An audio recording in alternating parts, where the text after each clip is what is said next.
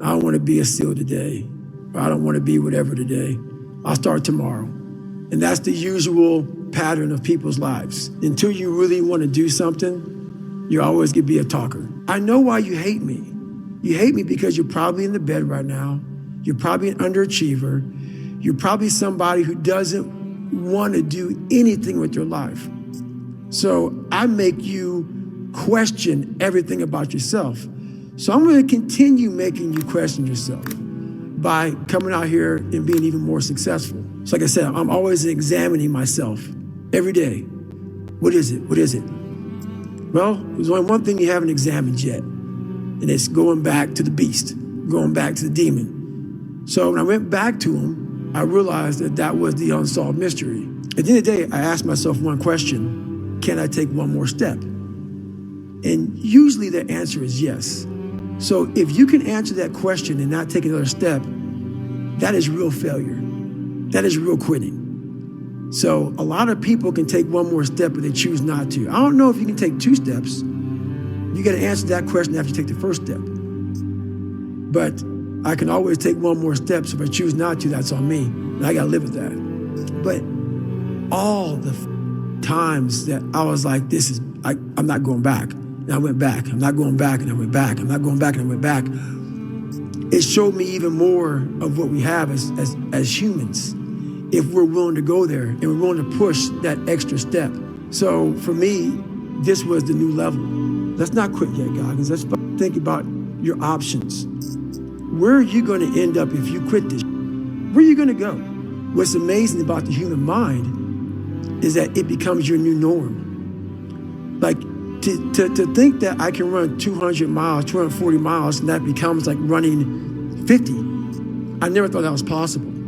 This is why I'm always pushing that limit, because I know that within pushing these limits, there's always more. But what it did was it showed me what is possible. And that's what set the new stage for me. That's when I realized, oh man, I've really been underachieving my entire life. But it taught me what is possible. Because we all think about quitting, it's hard. It's hard to process information during pain. Because that pain takes over and you can't think rationally. You're thinking about fight or flight, save yourself. That's not a rational thought. It's not a thought that's gonna get you through hard times. But there's a lot of thought behind a person being a born loser, becoming who I am today. You don't just wake up and just rocky. You gotta wake up and think about, there's a process to getting better, and that process is never finished. And then once you do this over and over and over again, it becomes like breathing. I don't wanna live this lifestyle, but to get to the other side of this, I have to. So if you really want it, you realize what trying is and what trying is not. Your brain is the most powerful weapon in the world. Once you put away your phones and your computers and all that we have nowadays, yeah, it's great. We're up to date, but your brain is the only thing you have when you're going through depression, when you're going through hard times, when you're going through death, real life. You can't Google that, man. There's 24 hours in the day where you're alone in this brain. And your brain is talking to you in all kind of ways. And it wants to control you and pull you in these different pockets. If you can't control your own brain and your brain controls you, you got to tell your brain where you want to go and how you want to go and how you want to get there. You got to control it. If not, it's over. That's how you have to live your life. When that alarm clock goes off at 4 or 5 in the morning, your mind says no. And all I knew back then was hard work. The only way anything gets accomplished, you gotta work hard.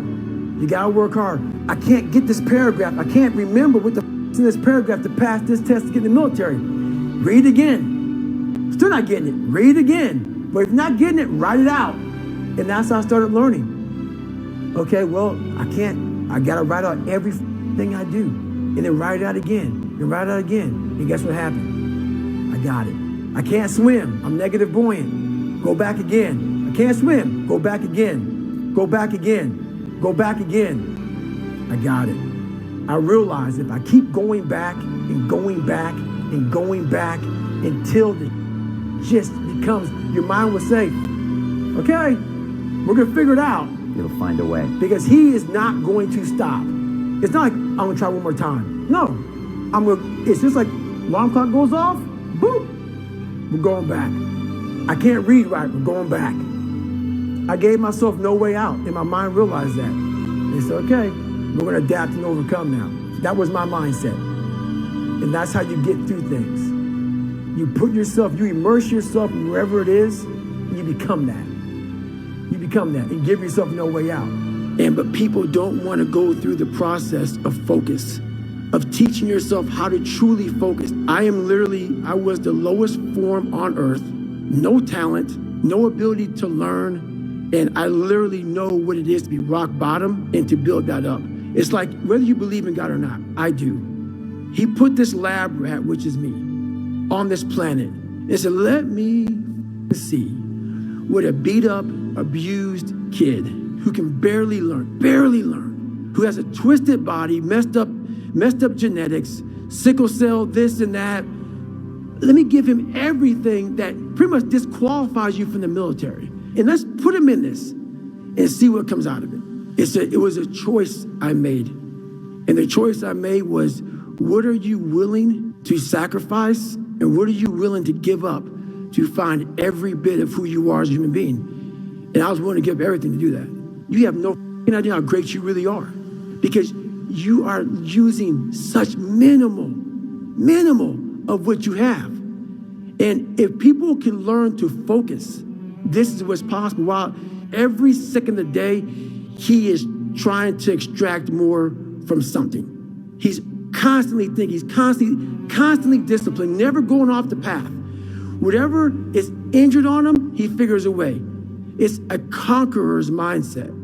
And very few people, if any, can really understand what that is. Nothing is easy. Like, running is running. It sucks. But you have a choice to make.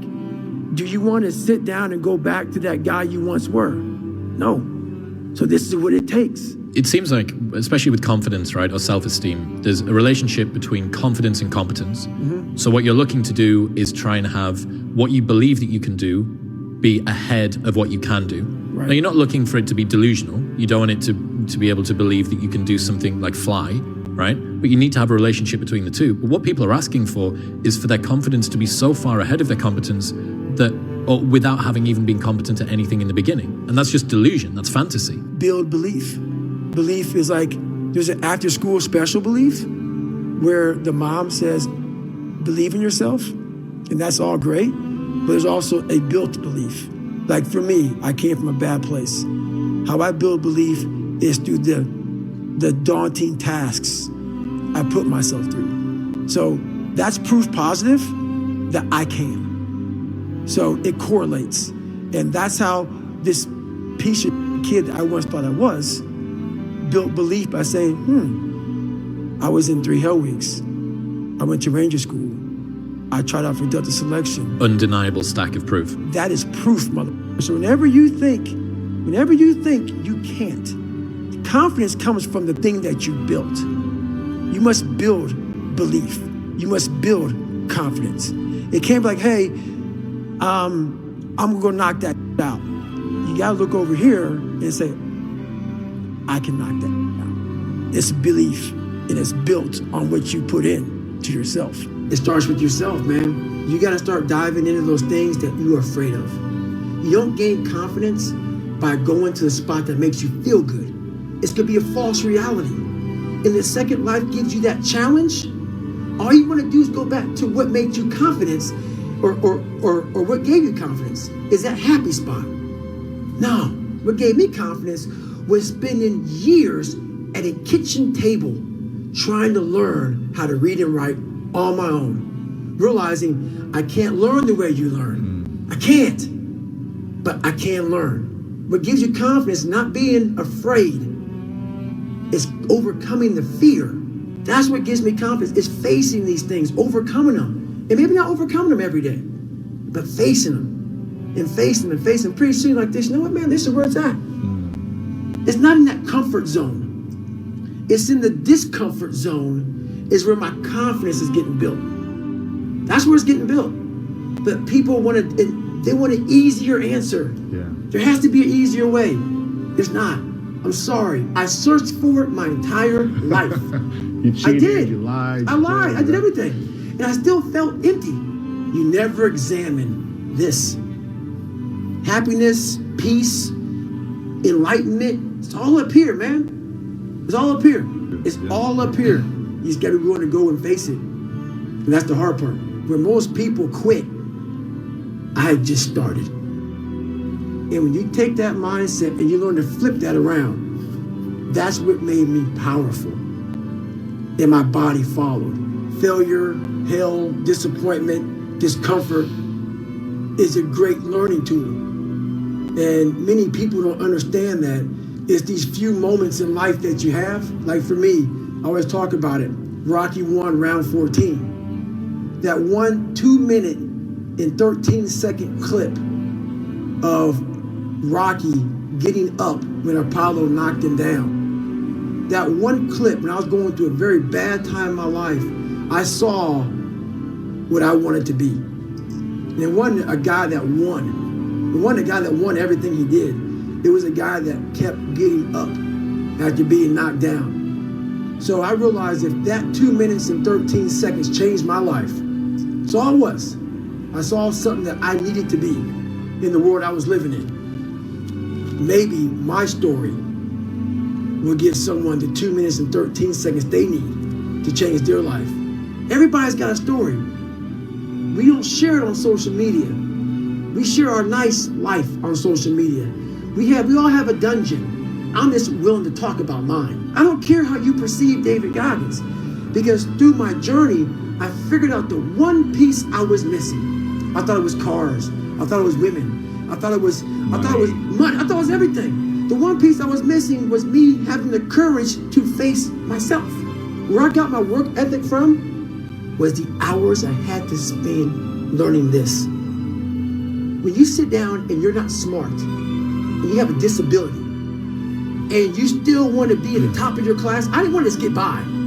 When I realized that I can learn through hard work, and I can beat the valedictorian in school, but I got put in 10 hours more a day than he does. You know what kind of strength comes from that? When you're sitting down, that guy, that valedictorian studied for an hour, and you know, I caught you, and I am dumb. But I have the work ethic to catch you. That's where David Goggins got really invented. Was at a kitchen table with 20 spiral notebooks that were empty. And then 3 months later, they were full. And when you can go through that, I still have them in my storage unit. You go through these spiral notebooks of your life, and you realize this is how I learned. This is unbelievable. Why is the truth so important? You have to have the truth to have a starting point. And your true self is found, honestly, in that very uncomfortable zone. We all look for toughness. We all want it, but we look for it in a comfortable environment. You will not find toughness in a comfortable environment. Those of you who are listening to this, whoever hear this, you will not find it. I was trying to look for it everywhere. The only way you find it is to drown yourself in a position where you're just out of sorts. But you say, you know what, man? That once you come face to face with who you are, you have a starting point. I was born David Goggins. David Goggins wasn't good enough.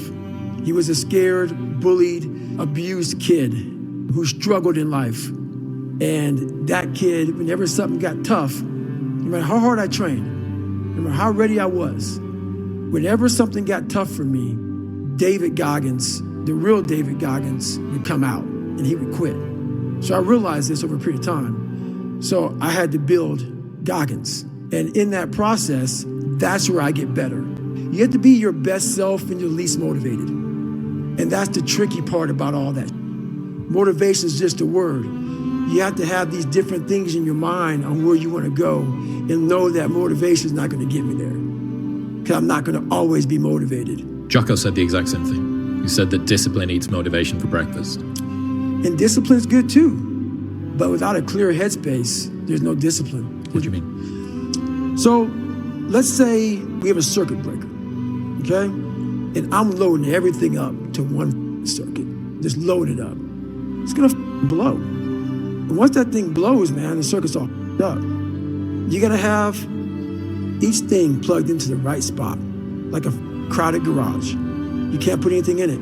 Once your brain is crowded, discipline is great, motivation is great, but if you can't fit in your brain because it's all cluttered with, there's no discipline. So a lot of people talk about discipline. Okay, great. Why do you fall off the wagon? Why can't I continue with this routine? Going to the gym, being better, waking up early, eating the right foods. It's because maybe it's your kids, maybe it's your wife, maybe it's your job, and it's all just stuck in your brain. You don't have it compartmentalized and organized in these nice shelves. So where am I gonna put discipline in that mind if I can't find other? You gotta be able to find all these different things in your mind. Oh, I can put discipline right there.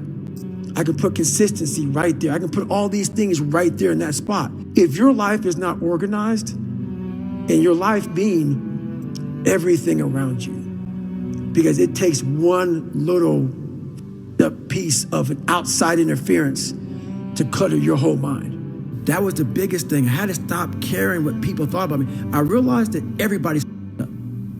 That's the one thing I realized. I walked around and I put these people on a pedestal. Everybody was better than me. So I can't tell you anything about me because you're going to judge me and I'm going to feel even worse than what I am. What I realized, once I calmed my mind down and sat back and looked at how jacked up this world is, once you realize that you are not alone, everybody that's talking to you about how jacked up you are, only thing they've done better than you is they've hidden their world better than you have. That's all they've done. Most of us fail in life because we're afraid of what everyone around you is thinking. That's 100% truth. So we live by the narrative of other people. When I first called a recruiter to be a Navy SEAL and I was 297 pounds, the first recruiter looked at me and said, "You're not gonna be able to make this, man." So what he was doing was he was projecting his energy on me. He knew he couldn't be a Navy SEAL.